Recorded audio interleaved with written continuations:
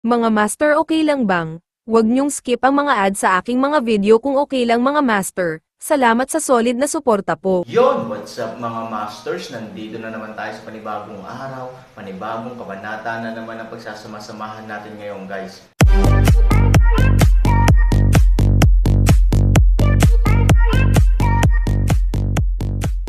Bali mga masters, kung bago ka pa lang po sa aking YouTube channel, please click the subscribe button, lalong-lalo na po yung notification bell guys, para maging connected pa rin tayo sa isa't isa at maging updated kayo sa mga susunod ko pang video.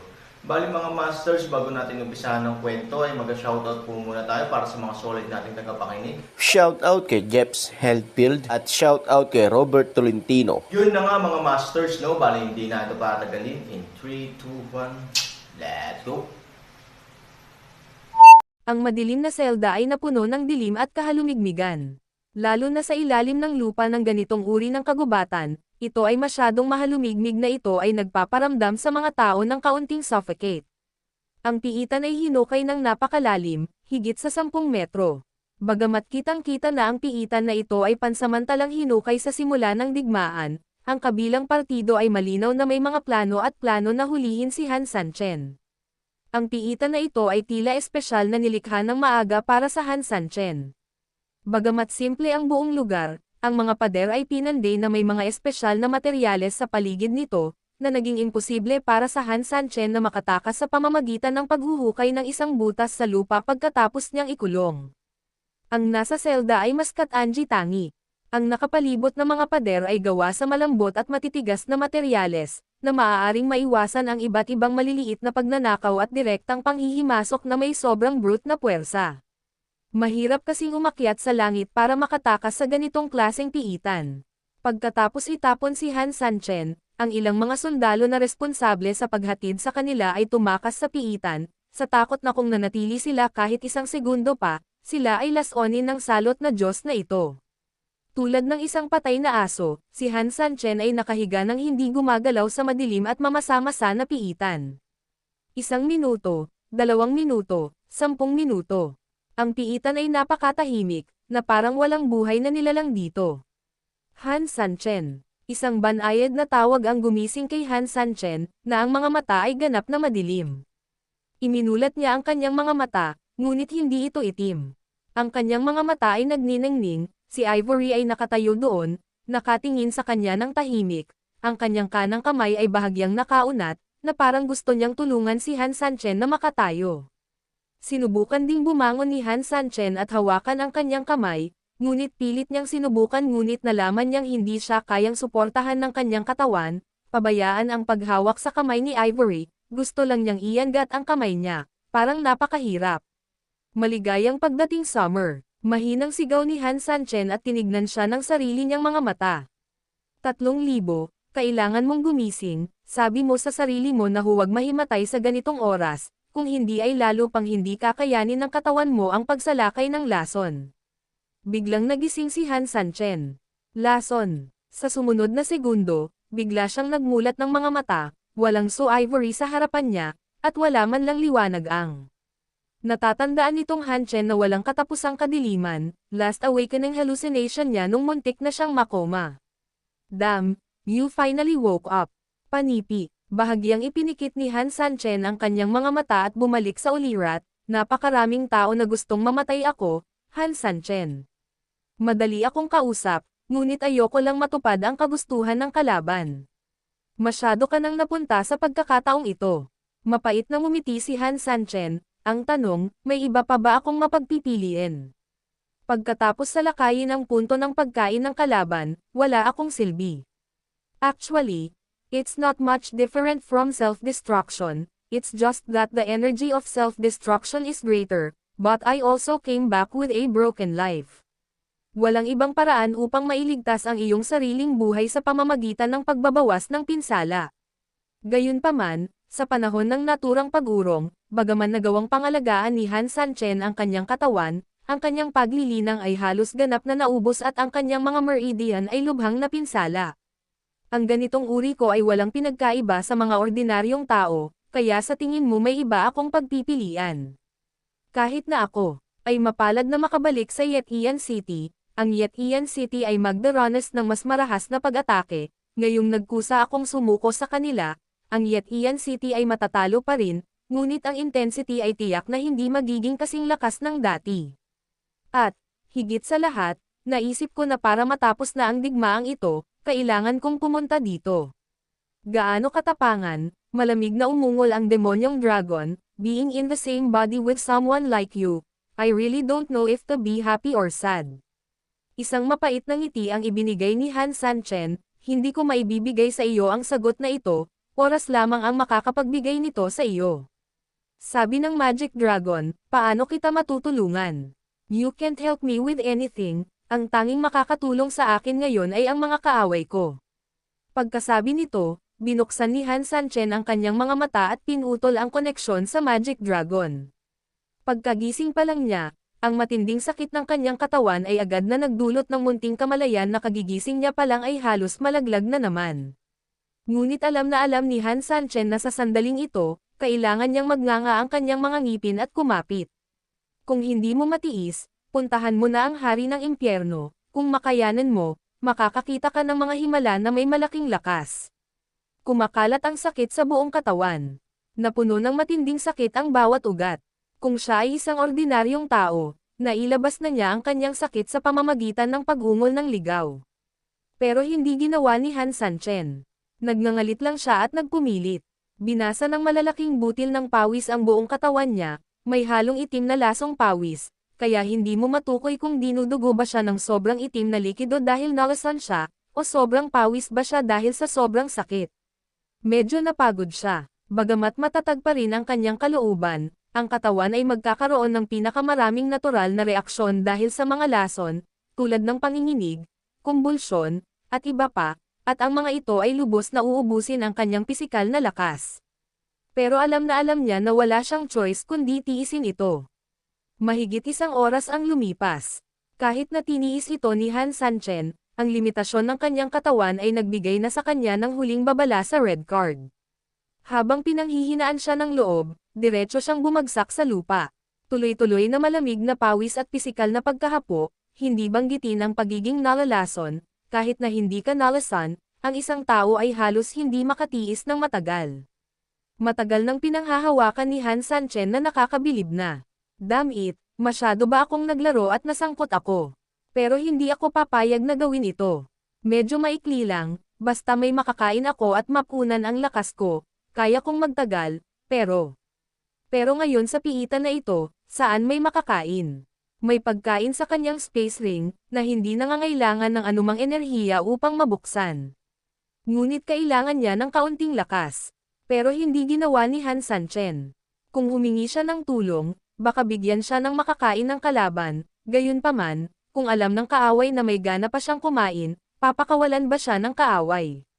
Bibigyan mo ba siya ng oras para huminga? Halatang hindi. Kung ang pagkain ng dumi ay makapagbibigay sa iyo ng pisikal na lakas, hindi ko talaga iniisip na kumain ng dumi. Habang nakatingin sa malamig na lupa, nanlumo si Han Sanchen. Tawag. Napagod siya, sa ilalim ng matinding sitwasyon, ang pakikipag-usap lamang sa kanyang sarili sa kanyang isip ay tila isang malaking kanal. Gusto niyang pumikit at magpahinga. Ngunit sa sandaling ito, ang mga banayad na ingay ang nagpabalik sa kanya sa realidad. Itinaas niya ang kanyang mga mata upang hanapin ang tunog at tumingin ng husto. Maya-maya, natagpuan niya ang isang puting uod na umuusbong mula sa lupa sa di kalayuan. Kahit pangit tingnan, kahit medyo nakakadiri, pero, supplement lang yan. Gusto ni Han Sanchen na gumapang at sunggaban ito, ngunit sa kasamaang palad ay wala siyang kahit katiting na lakas, ginamit niya lahat ng lakas niya pero bahagya lang niyang naibuka ang bibig niya. Sabik na lang siyang tumingin sa insekto, marahil ay nagmamakaawa siya sa insekto na tulala at masunurin na pumasok sa kanyang bibig. Malinaw naman, ang gayong ideya ay kahangalan, at ang pagkakaroon ng gayong labis na pag-asa ay hindi hihigit sa isang panaginip. Ngunit sa kasamaang palad, may mga bagay na malinaw na hindi mo pinangarap na isipin, ngunit ang nakakatakot lamang sa iyo ay hindi ka maglakas loob na isipin ang mga ito. Nang natarante si Han Sanchen at nanlaki ang kanyang mga mata, gumapang talaga ang puting uod patungo sa Han Sanchen ng ganito, at tuluyang pumasok sa bibig ni Han Sanchen. Halos hindi namamalayan ni Han Sanchen ang kanyang bibig. Ngunit ang huling kamalayan ni Han Sanchen ay nagsabi sa kanya na bagamat ang gayong kakilakilabot na bagay ay nangyari, isang bagong problema rin ang lumitaw. Hindi na siya makatagal. Kahit may supplement, makoma siya dahil hindi siya makahawak, nawawala ang kaunting mahinang epekto nito. Kung sa natitirang bahagi ng aking buhay ay nagpakita ka lamang ng 1 minuto, marahil ay nailigtas ako. Na may bakas ng panghihinayang, ipinikit ni Han Sanchen ang kanyang mga mata ng atubili. Alam na alam niya ang ibig sabihin ng pagpikit ng mga mata sa ganoong delikadong sitwasyon, baka hindi na siya magising. Pero wala talaga siyang choice, gusto niyang patayin ang kaaway ngunit hindi niya nailigtas ang kanyang buhay. Ang lahat ay tila nahulog sa walang katapusang kadiliman, at ang lahat ay nahuhulog sa nakamamatay na katahimikan. Hindi ko alam kung gaano katagal, ngunit biglang nagliwanag ang katawan ni Han Sanchen sa puting liwanag nang hindi niya namamalayan. Sa isang sulok ng piitan, isang ngiti ang sumilay sa kakaibang mukha. I won't let you die so easily, hindi rin ako late. I just made it. Nang matapos siyang magsalita, ang liwanag sa Han Sanchen ay nagsimulang tumaas ng mas matindi. Nakatingin sa malayo, halos naiilawan nito ang buong katawan, ngunit mas lalong hindi nakikita ang dilim sa paligid, at ang figure na orihinal na nagsasalita ay ganap na nakatago sa loob nito.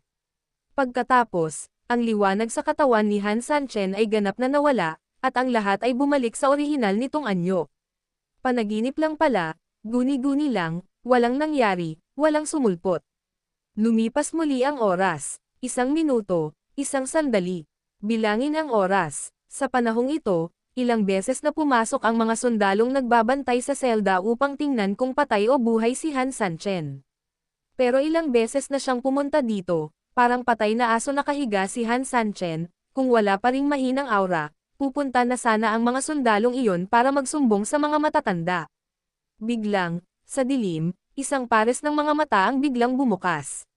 Pagkatapos, 2 sinag ng liwanag ang lumitaw sa kanyang mga mata. Sino pa ba yon bukod kay Han Sanchen? Damn, hindi ako patay. Puno ng pagtataka at pagkalito ang unang salita ni Han Sanchen nang imulat niya ang kanyang mga mata. Pakiramdam niya ay patay na siya, tutal, lahat ay itim. Parang underworld lang. Ngunit sa katunayan, ang tunay na hawakan ay nagparamdam sa kanya na hindi ito ang underworld, ngunit isang tunay na lugar. Pero halatang patay na ako.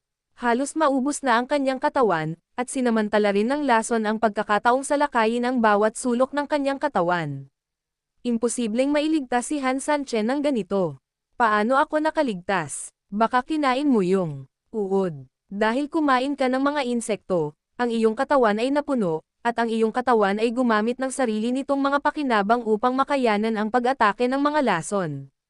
Hindi malamang. Sa oras na iyon, halos maubos si Han Sanchen. Kahit may supplement, huli na at himatayan na ako noon. Maliban na lang kung panlunas sa lahat ang kinukuha niya.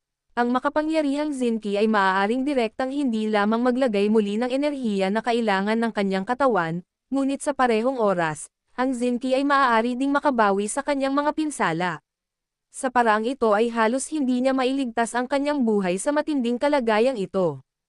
Pero ang problema, uod lang yan. Huwag kang magsalita ng galit o kung anuman, hindi man lang mabusog ang tiyan mo. Maaaring ako, Han Sanchen, ay talagang nakatadhana na iligtas ng Diyos. Biglang natigilan si Han Sanchen, nang maisip niya ito, bigla niyang naintindihan na parang may mali. Bakit may mga insekto sa ilalim ng lupa? Kung ibang lugar, normal lang na may mga earthworm, matatandang babaeng uod at mga katulad nito sa ilalim ng lupa. Lalo na ang lupa sa kagubatan. Mataba at basa-basa, paraiso lang nila. Ngunit sa kasamaang palad, ito ay nasa isang regular na lugar. Sa totoo lang, hindi routine ang lugar na ito, on the contrary, abnormal. Sa isang napakalamig na lugar, na nagyelo sa libu-libong milya, imposibleng magkaroon ng anumang buhay na nilalang. Sa bagay na ito, si Han Sanchen ay nakaranas ng matinding lamig at natural na alam kung ano ang kalagayan ng lupain noong panahong iyon. Kaya, kakaibang dumating ang insektong ito. Hell, naisip pa niya bigla yung mga novels o yung mga super European emperors sa TV. Maaaring mayroon ka ring ganitong sitwasyon. Hindi tama yan. Direktang ibinasura ni Han Sanchen ang ilusyong ito. If all Huang does make sense, may logic na hindi sama-sama. Dito, ang ganap na proteksyon ay pinalalakas sa lahat ng panig. Ang layunin mismo ay pigilan si Han Sanchen na makatakas at pigilan ang sinuman mula sa labas na dumating upang iligtas siya.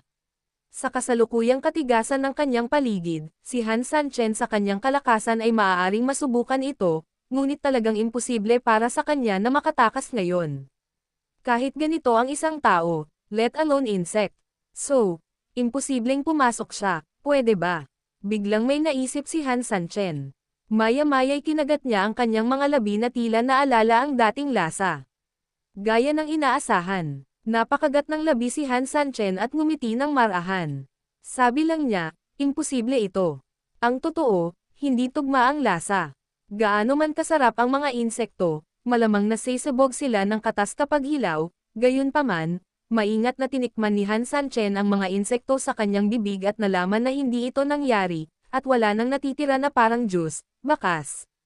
Kaya, alam ko, mahiwagang ngumiti si Han Sanchen. Pagkatapos ay tumingin sa paligid, lumabas ka, alam ko kung sino iyon. Yun na nga mga masters, no? Bali panibagong kabanata na naman yung natapos natin ngayong gabi. Muli, maraming salamat po talaga sa walang sawang suporta po sa aking YouTube channel na talagang inaabangan nyo po ang bawat upload ko po. Bali mga masters, magkita-kita ulit po tayo bukas ng gabi at ngayon po ay magpapaalam po muna tayo. Bali mga masters, bye-bye!